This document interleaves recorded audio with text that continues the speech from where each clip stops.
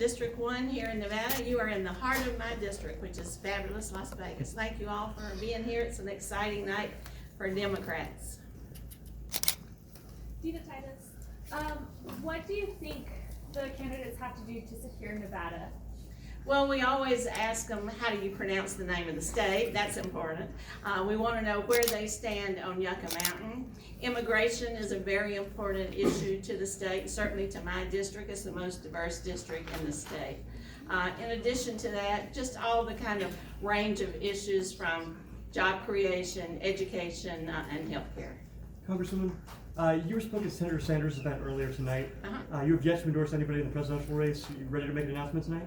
No, I haven't endorsed. A lot of people come up to me in the grocery store and want to know who I'm going to endorse, and I will before our caucuses. I've never been shy to stand up for something, but right now we have a great range of candidates. It's so nice to have them all here on the stage, and so I'll wait. Is there one thing specifically that you're looking for from a candidate? Well, aside from the issues that I just mentioned, I want somebody who can beat Donald Trump. That is critical to me. I want to know that this person's got what it takes to go the distance. When you say beat Donald Trump, what does that mean? Does that mean that they're more to the center, or does that mean that they more represent liberal viewpoints? So how do you beat Donald Trump? Well, I think you beat Donald Trump by telling the American people the truth and laying it all out for them. I haven't said which lane I think the party should follow, and whichever candidate is nominated, I think we all get behind him, and then we will go forward to beat the incumbent. Congressman, do you have an opinion on whether the party should reshuffle the early states to make it more diverse in the beginning? Well, I would love for Nevada to be first. I think first in the West, we should be first in the nation, and we certainly look more like the country does. Diversity in terms of ethnicity.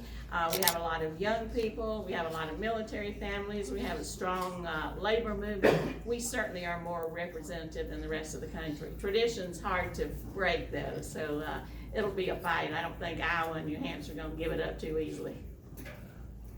Congresswoman, getting back to Senator Sanders. Just a few days ago, he released his comprehensive immigration plan.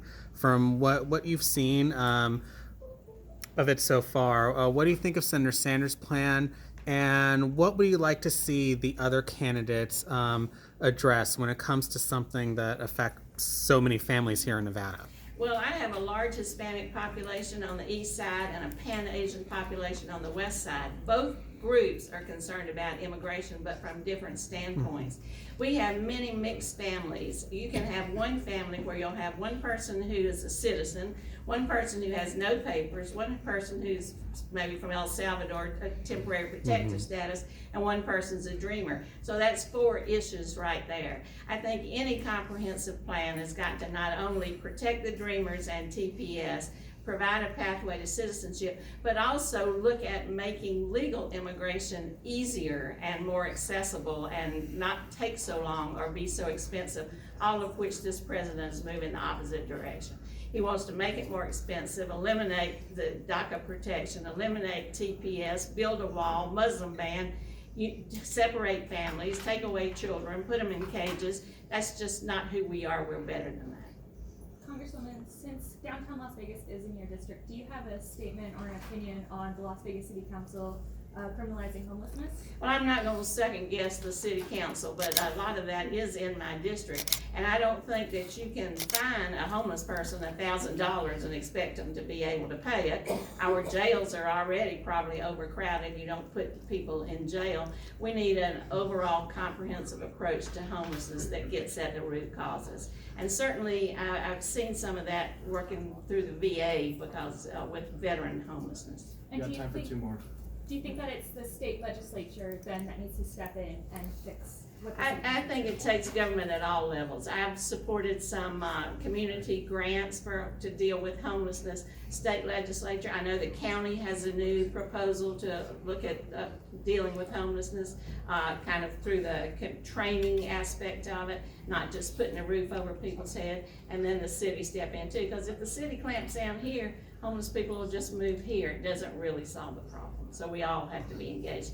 And we need the help of private groups like US Vets. They've been involved to kind of step up and help with that too.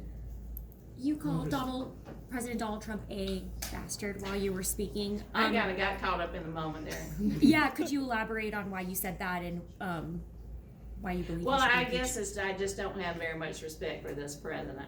I don't have respect for his moral standards. I think he doesn't have any knowledge of history. He's very anti-intellectual. He's abandoned or insulted our allies. He certainly doesn't work well with Congress. That was just the first term that came to the top of my head. Last question.